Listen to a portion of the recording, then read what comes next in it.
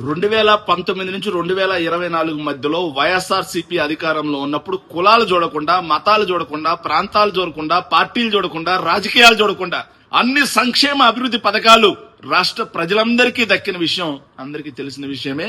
దీన్ని ఎవ్వరు కాదనలేని సత్యం. ఎందుకంటే నువ్వు తెలుగుదేశం పార్టీ కాబట్టి నీకు సంక్షేమ పథకం ఇవ్వం, నువ్వు తెలుగుదేశం పార్టీ కాబట్టి నీకు ఇళ్ల పట్టా ఇవ్వం, నువ్వు తెలుగుదేశం పార్టీ కాబట్టి నిన్ను ఉపాధి హామీ పనికి రానివ్వం అని చెప్పి ఎక్కడా వచ్చినటువంటి దాఖలాలు లేవు.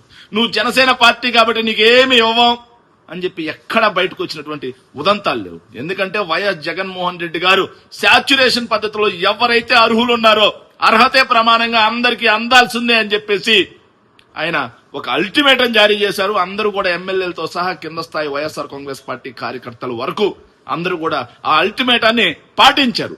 అందుకే ఈ రోజు వైఎస్ఆర్ కాంగ్రెస్ పార్టీ ఈ రోజుకి ఓడిపోయినా సరే కాలు రగరేసుకొని చెప్తాం, మేం మంచి చేశాం, పార్టీలకు అతీతంగా గ్రామ గ్రామాన మా అభివృద్ధి సంక్షేమ కార్యక్రమాలు కనిపిస్తాయని.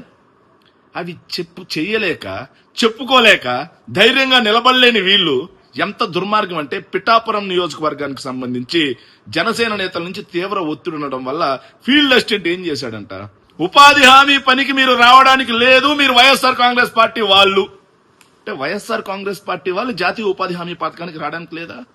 ఇక్కడ పార్టీ ప్రామాణికమా లేకపోతే అర్హత ప్రామాణికమా? రాజకీయాలు ఎన్నికలప్పుడు. కానీ ఇప్పుడు నిజంగా జనసేన వాళ్ళు ఎంత దుర్మార్గంగా తయారయ్యారంటే, కాకినాడ జిల్లా గొల్లప్రోలు మండలం దుర్గాడకు చెందిన ఫీల్డ్ అసిస్టెంట్ ఇంటి వీరబాబు గురువారం 5 మేట్లకు పని కల్పించకుండా నిర్దాక్షిణ్యంగా అడ్డుకున్నారంట. ఏంట్రా అంటే ఆ ఫీల్డ్ అసిస్టెంట్ చెప్తున్న సమాధానం, జనసేన వైపు నుంచి నాకు ఫుల్ ప్రెజర్, ఉప ముఖ్యమంత్రి ఆయన పవన్ కళ్యాణ్ గారి సొంత నియోజకవర్గం, ప్రాతినిధ్యం వహిస్తున్నటువంటి నియోజకవర్గం, ఆ నియోజకవర్గంలో జనసేన వాళ్ళు చెప్పినట్టు చేయకపోతే నా ఫీల్డ్ అసిస్టెంట్ ఉద్యోగం హుష్ కాబట్టి నేను మిమ్మల్ని అడ్డుకుంటున్నా. ఎంత దుర్మార్గం ఇది! పవన్ కళ్యాణ్ అనే ఒక వ్యక్తికి నైతికత ఉంటే, పవన్ కళ్యాణ్ అనే ఒక వ్యక్తికి బాధ్యత ఉంటే, జవాబుదారీ తనం ఉంటే ముందు ఈ అంశం మీద, ఆయన సొంత నియోజకవర్గం, ఈ అంశం మీద ఆయన మాట్లాడాల్సినటువంటి అవసరం ఉంది.